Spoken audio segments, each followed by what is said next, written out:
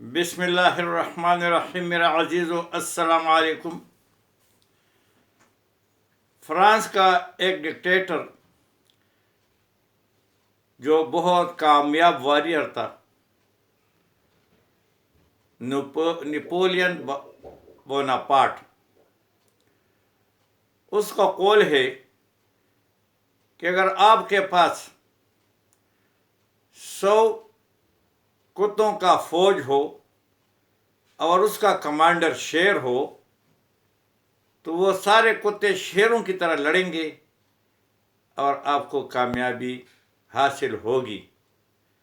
اور اس کے برعکس اگر آپ کے پاس 100 شیروں کا فوج ہو اور اس کا کمانڈر کتا ہو تو سارے یہ شیر جو ہے یہ کتے کی موت مریں گے اور ناکام ہوں گے۔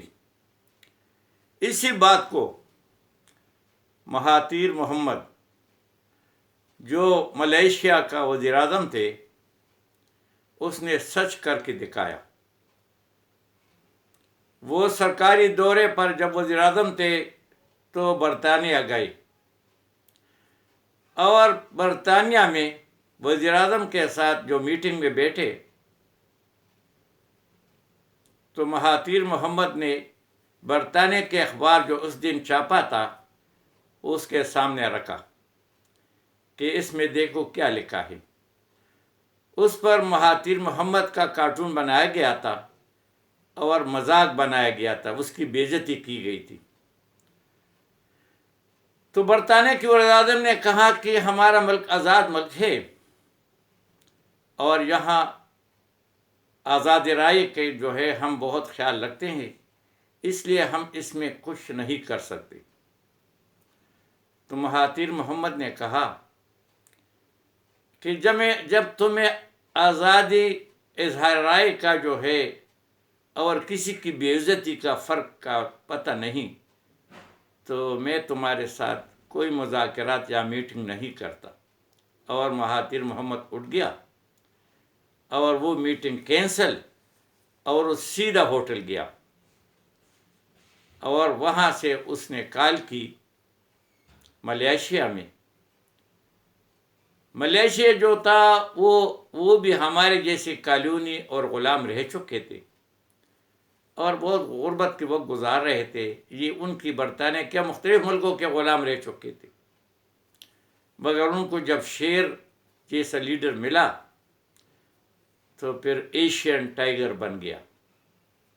تو پھر وہ کسی کا قرضدار نہیں تھا اور کسی کے سامنے وہ جوتے صاف نہیں کرتا تھا۔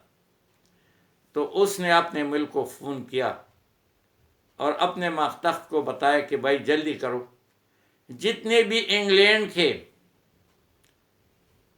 نیشنل ہے ان کے کاروبار کو فوراً سیل کرو اور آرڈر کرو کہ جتنے بھی انگلینڈ کے برطانیہ کے لوگ ہیں وہ فوراً ملک کو خالی کریں اور ہمیں ان کے ساتھ کسی طرح کوئی تعلقات کی ضرورت نہیں اور نہ ہم حاجت مند ہیں۔ اور یہ بات انہوں نے ٹی وی پہ وہاں بتا دی اور سب کے پاس جو ہے لیٹر بھیجے کہ جلدی کرو بھائی، سارے کاروبار بند، بینکوں میں اکاؤنٹ کلوز، سب کچھ بند برطانیہ والے لوگوں کے لیے۔ اور وہ بات ایک دم جو ہے آگ کی طرح دنیا میں پھیل گئی اور وہاں برطانیہ کا وزیر اعظم ریٹن معافی لکھ کر کے ہوٹل میں گیا، اس سے معافی مانگی کہ واقعی یہ ہم نے غلطی کی۔ اور اسی وقت انہوں نے جس نے کارٹون بنایا تھا اور جس اخبار میں تھا اس کارٹونسٹ کو جیل میں ڈالا کہ تم نے ہمارے مہمان کی بے عزتی کی۔ پھر ان کو سمجھ آئی۔ بس بھائی یہ بات جب جو شیر ہوتا ہے وہ کتنا بھی گیدڑوں کا یا کتوں کا ان کے پاس فوج ہو وہ شیروں کی طرح لڑیں گے۔ اور پھر اس نے برطانیہ کی وزیر اعظم کے گھٹنے ٹیک دیا کیونکہ اس کی بڑی بے عزتی ہوئی۔